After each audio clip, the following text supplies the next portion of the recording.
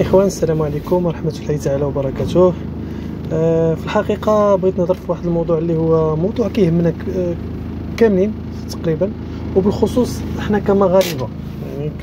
يعني كيهمنا بالدرجة الأولى بطبيعة الحال مواطنين وسياسيين وناس ديال الدولة، ولكن إلا بغينا نقولوا حتى حنا كمواطنين يعني حتى حنايا معنيين بهذه القضية، ولا حبذا لو اننا نعطيو الراي ديالنا في هذه المساله بطبيعه الحال، وعبد ربي يعني قادر باش انه يعطي الراي ديالو، وما كينفع ما كيضر، ولكن غالبا يخلق واحد الفريق وباش ان يعني اللي يقدر يشوف هذا الفيديو يعني يفهم على الاقل بعض المسائل. تقدر الراي يحترم والفكره تناقش كما كنعرفوا كاملين جميع.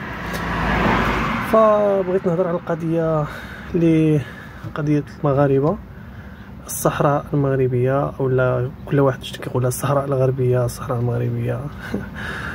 هذا مصطلح يعني في الحقيقه هو بحكم انه غربي كما كنقولوا فهو غريب.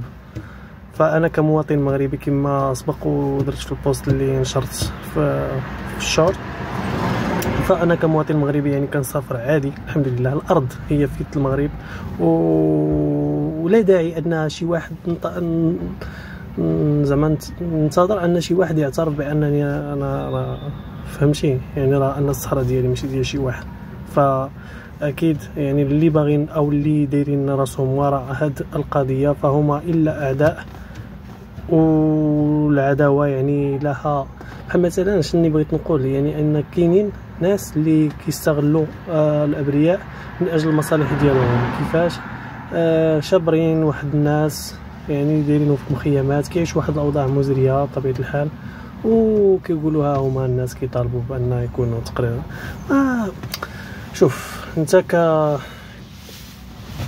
كانسان او لا كمواطن او لا، يعني شني كتنتظر انك تعيش واحد العيشه اللي هي كرامه، تعيش ضمان عيش كريم. يعني الحمد لله يعني 40 مواطن مغربي عايش اللهم لك الحمد. كاين اللي مزيان، كاين اللي شويه، كاين اللي عيان، ولكن راه حتى العقليات كتختلف.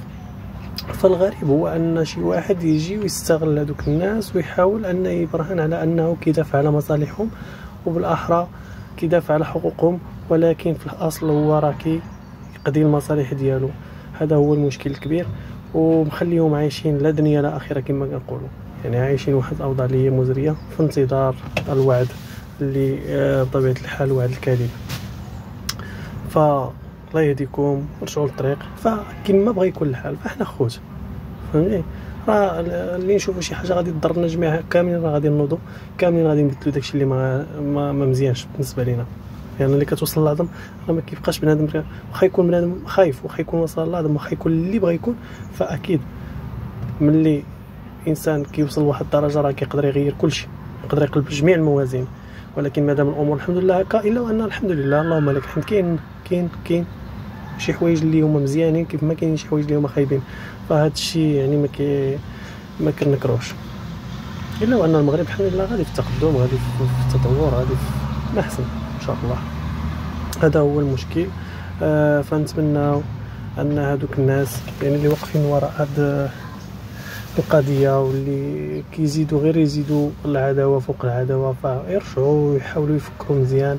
فما كاينلاش انهم يدعموا شي جهه اللي غادي تزيد غير تعكل، او لا زعما نديروا بحال مثلا حنا ما كنتراجعوش على القرار ديالنا. لا بالعكس، فالانسان اللبيب والحكيم هو اللي كيعرف ملي كيعرف راسو انه غلط كيرجع على القرار ديالو، كيصح وكيقول سمح لي او كيعتذر، وما كاينش كرام المشكل. بالعكس الحياه كتستمر والصفحه كتقلب وكتبدا صفحه جديده بطبيعه الحال في اي وقت.